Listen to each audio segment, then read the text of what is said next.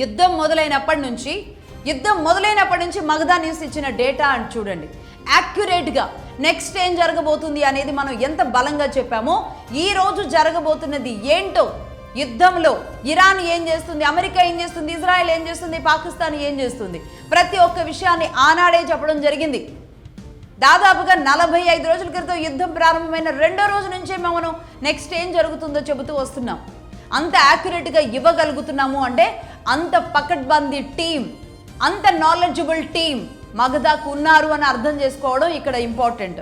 ఏ మాత్రం తెలివితేటలు ఉన్నా అది అర్థం చేసుకోండి, రైట్? ఇదిలా ఉంటే అప్పుడు కూడా కొంతమంది నీకు ఇరాన్ డబ్బులు ఇస్తుందా, ఏది అంటే ఉన్న వాస్తవాలు చెబితే అమెరికాను పొగిడితే అమెరికా పంపిస్తుందా మగధా న్యూస్కి?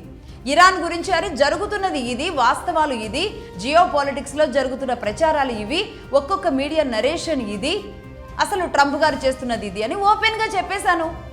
అంటే ఇక్కడ ఇరాన్ డబ్బులు పంపిస్తే ఇరాన్ తరపున మాట్లాడతారట. ఎంత అపహాస్యమైన, చాలా ఎంత దారుణమైన మాటలు. అంటే ఎలా అలవాటు పడిపోయారు అంటే డబ్బులు ఇస్తేనే ఎవరైనా సరే ఏ పార్టీ తరపునైనా మాట్లాడతారు, అంతేగాని ఒక సీనియర్ జర్నలిస్టులకి ఉన్న క్రెడిబిలిటీని మీరు అర్థం చేసుకోరు. అంటే అర్థం చేసుకునేలాగా లేదు ఏమో పరిస్థితి. ఎవరైనా ఏ పార్టీ తరపునైనా మాట్లాడారు లేదా ఏ పార్టీనైనా పొగిడారు అంటే వాళ్ళకు డబ్బులు ఇస్తున్నారు అని.